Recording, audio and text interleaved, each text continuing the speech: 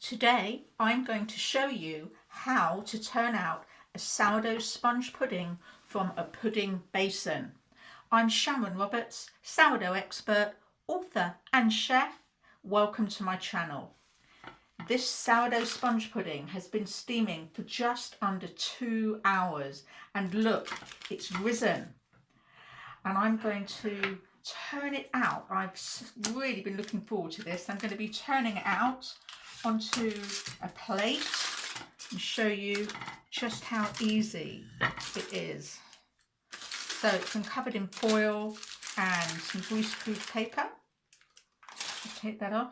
And this, look at that. That looks absolutely astonishingly good. The smell, that fragrance is just phenomenal. It looks slightly glossy as well. It looks absolutely amazing.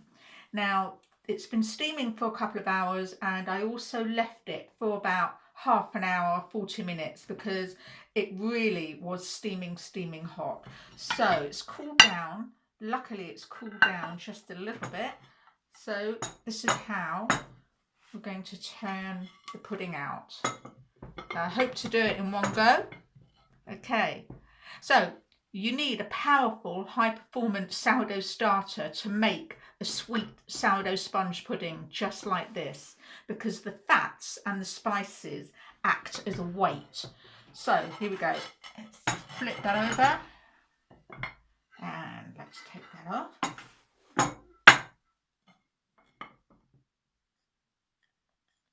Oh, now it's just got stuck just a little bit.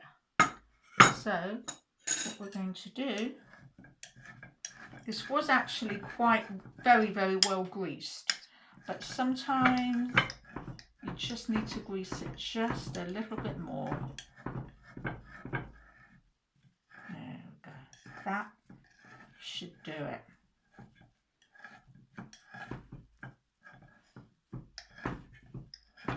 Nice and gently does it.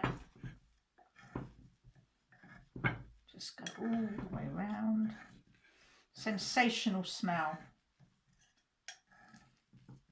Right, let's give it another go. So let's pop that on there like that. And I'm going to flip it the other way. 1, 2, 3, and over. Here we go. Yes. Oh, look at that. That looks, oh, the smell is absolutely amazing. Now, this is a little bit of greaseproof paper that I put at the bottom of the pudding basin. Wow, oh my goodness me. That looks, let me show you that, absolutely steaming hot. This is what a traditional steamed sponge pudding looks like. Now, I made this with my powerful high performance sourdough starter, and without a powerful high performance sourdough starter, it means that your sponge pudding may not rise as much as you'd like. As you can see, it's got a lovely rise here. And also, if you don't have a powerful high performance sourdough starter, you'll end up with a sourdough pudding that is maybe a little bit flat and probably a bit sour as well. So if you've ever tasted a proper steamed sponge pudding, you'll know it should be sweet and hot, steaming hot like this pudding. And it's a sublime flavour, and I am going to have a taste. I'm going to cut into it so you can see exactly. So if you've never eaten a sourdough steamed sponge pudding before, it's an absolute delight. So this is how you would serve it. That's what it looks like. Look at that, steaming hot.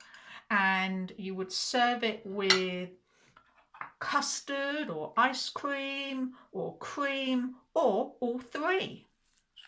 So I can't wait to taste this.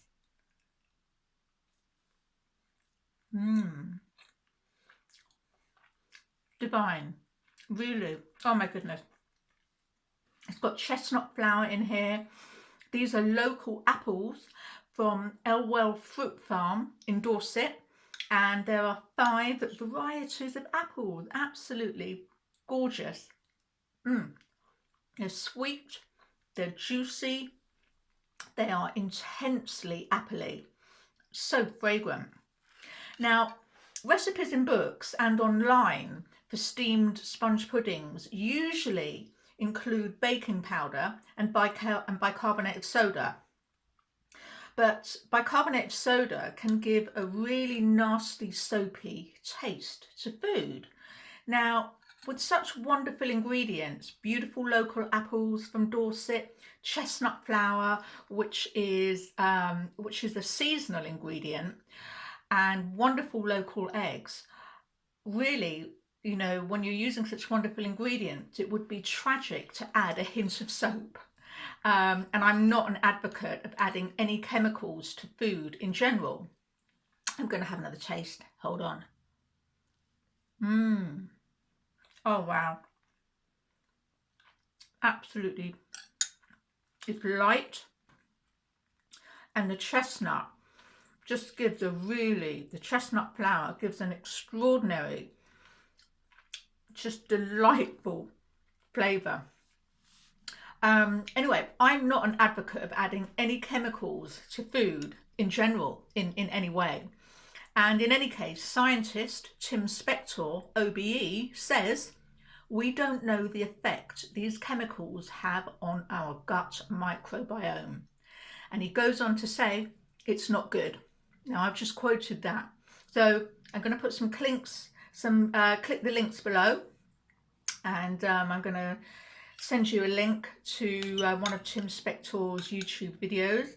And yeah, and click here to go to, you can click up here, just up the top here, to watch me make this wonderful pudding. Now, if you subscribed, thank you. If you haven't, click the Learn Sourdough round icon and the bell. So thanks for watching, and see you again soon. Bye for now.